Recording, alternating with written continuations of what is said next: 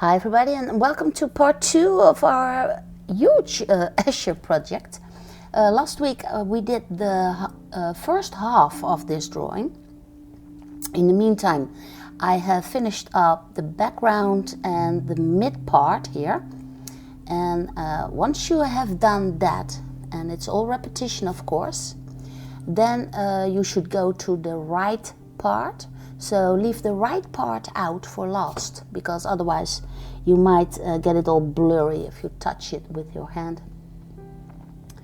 And what I do here is now finish off that side wall, and I'm simply putting in a layer of charcoal, and then I put in a second layer of white charcoal. Now what I want of course are those values. I need to get those values right. And here you see my blender stick again, and I'm kind of using it as a, like a brush, like a painter would paint. And I'm simply blending those pigments together. And then I get a really nice gray value. Now this is the little rich, which is above, which is darker of value. So I put that in of course. And what you can see here, it's a repetition again. The tip of the arch, above the tip of the arch, the wall is a little bit lighter, as you can see in the bottom part. So I'm repetitioning this. And then this is the arch itself, which I put in with the black charcoal. And then the end of the arch, there the wall is lighter. So here I put in the white pigments. Now once I've done that, all I have to do is take my blender stick again, and then I'm simply rubbing in those pigments again into the Canson paper, and in that way I very easily create that arch. Now it's time for that the sky part, the universe as you see it. And at the horizon you see the edge of the moon surface, and what you also see are a few planets floating in that universe. So I put those in, and this is the surface of the moon. So that's our moon horizon if you want.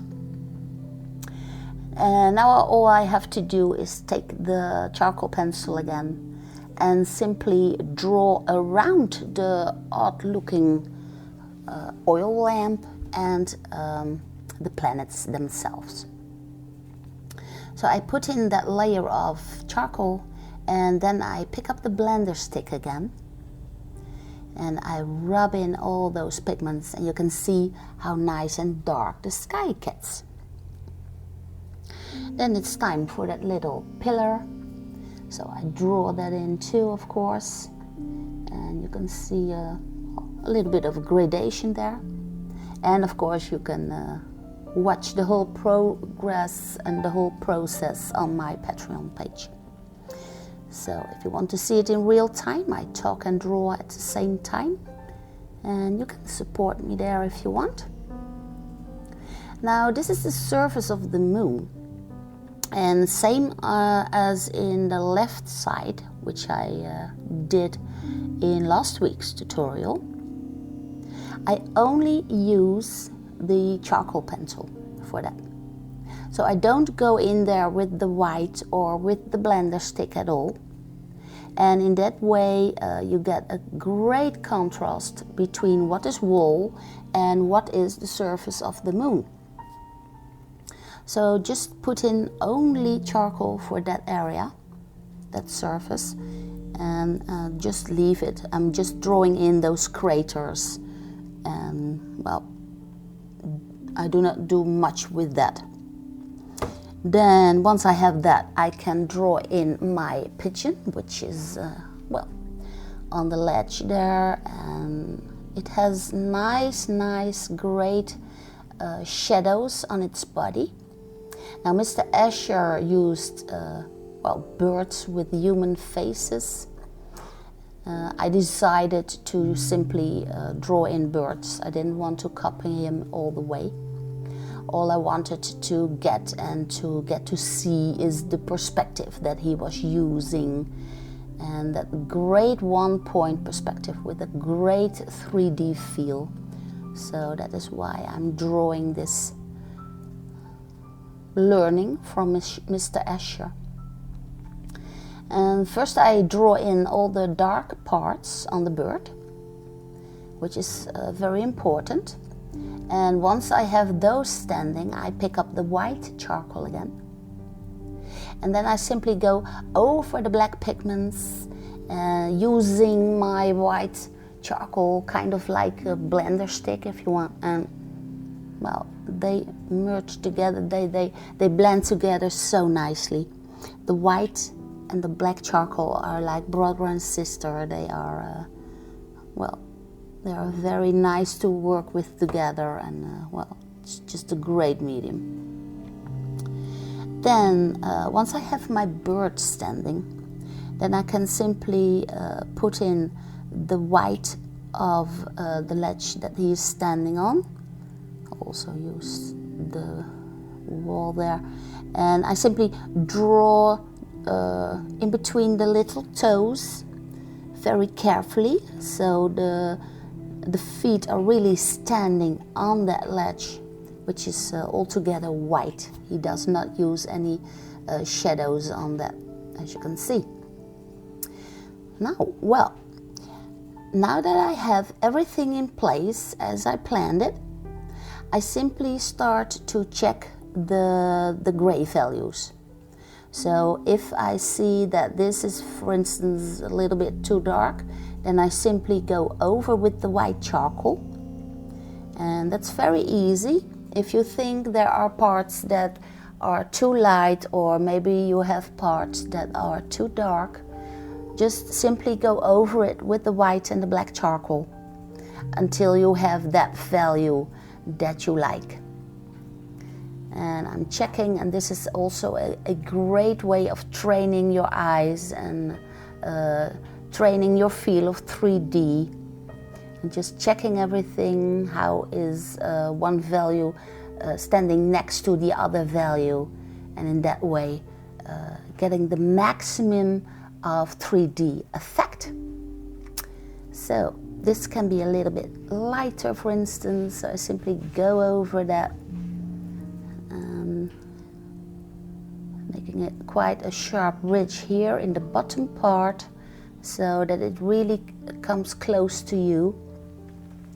And in that way the perspective is working to its maximum also.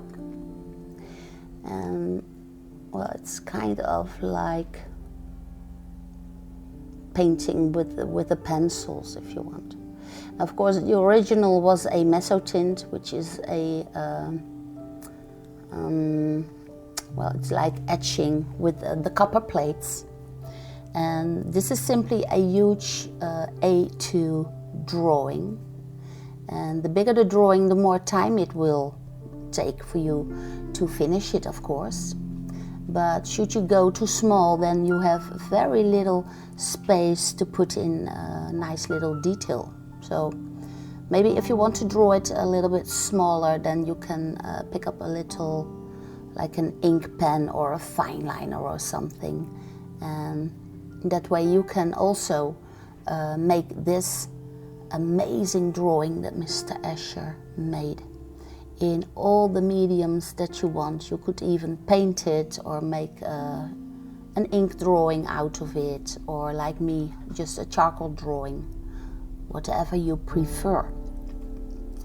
Now I think the far distance needs to be of a darker value. So I'm simply putting in the black charcoal again. Just put in a layer over it. And sadly but true, you can still see the little lines that I first draw in with the graphite. And that's a kind of a shame, but it doesn't bother me that much. But you can still just see the lines that were put in there with the greasy graphite. But here on the dove, as a final touch, I put in that stroke of light, which is on the right side of its breast. And I also check the small ledges here to get the maximum 3D effect. Well, it's just the final stage, just checking a little bit. You can rub in with your finger if you want to smooth it out. So then it's time for the fix. This is from Giant. I'm using the Giant fixative at a distance of at least 50 centimeters. And then I simply put in a layer of it, and then after 10 minutes I put in a second layer. So that's it. Thank you for watching. If you want to draw this, I wish you all the luck with it, all the success and all the joy, of course. So don't forget to subscribe, and I will see you again in 2 weeks.